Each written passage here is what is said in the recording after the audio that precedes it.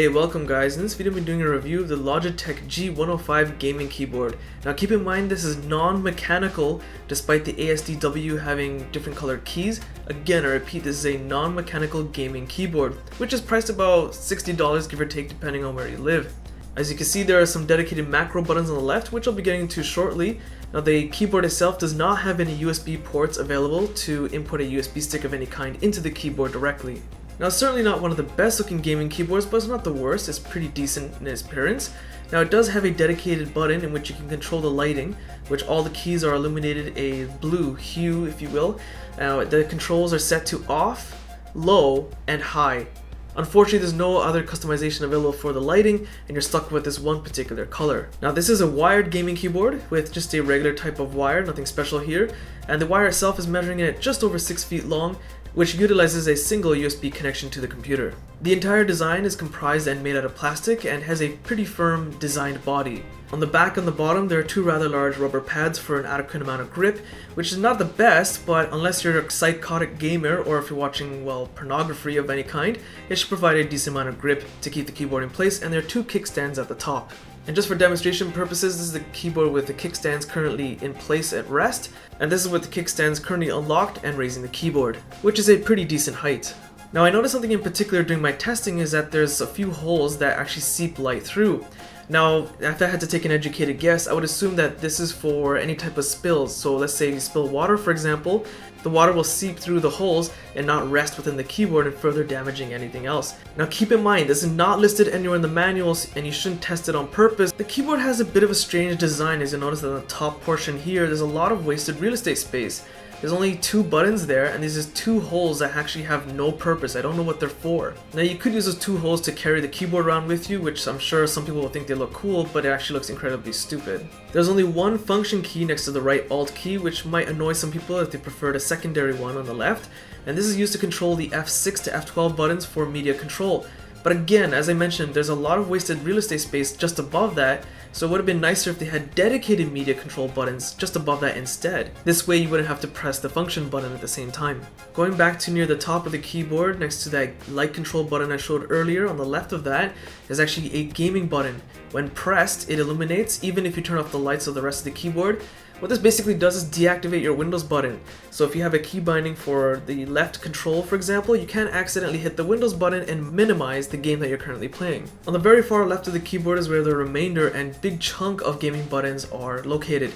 Now on the top left, you'll notice that there are some particular M buttons. These are basically your memory buttons in which you can program different profiles for your macro keys, which is those G keys, G1 to G6, located on the far left.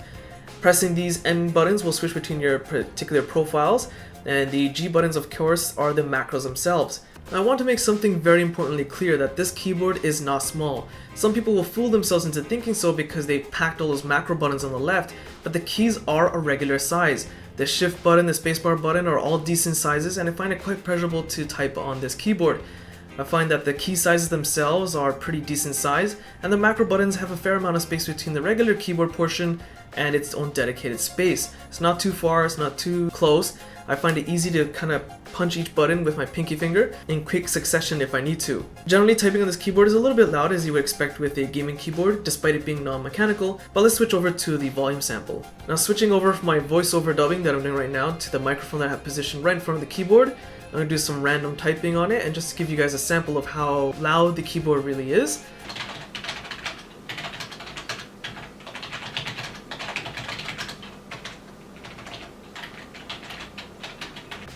As you guys can tell, this is not the most advanced gaming keyboard available, and that also carries over to the software available for it, as it sits in your system tray. From the home screen, there's not too much going on here, but if you switch over to the secondary button, this is where the primary controls are set. This is what allows you to really customize and go in depth to available profiles for certain games and programs.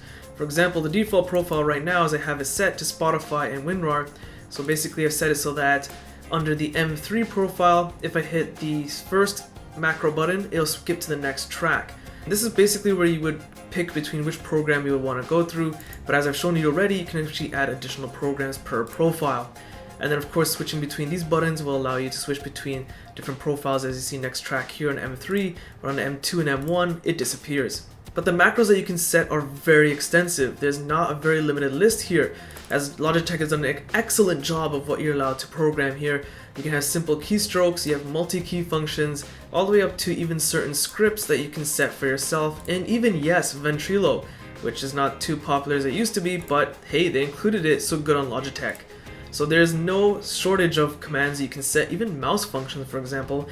You'll only be limited by your imagination, and yes, you can even set millisecond delays between your commands. There's also a keystroke recording function in which once it starts recording and you stop it, it'll show you the results of your most often used keys.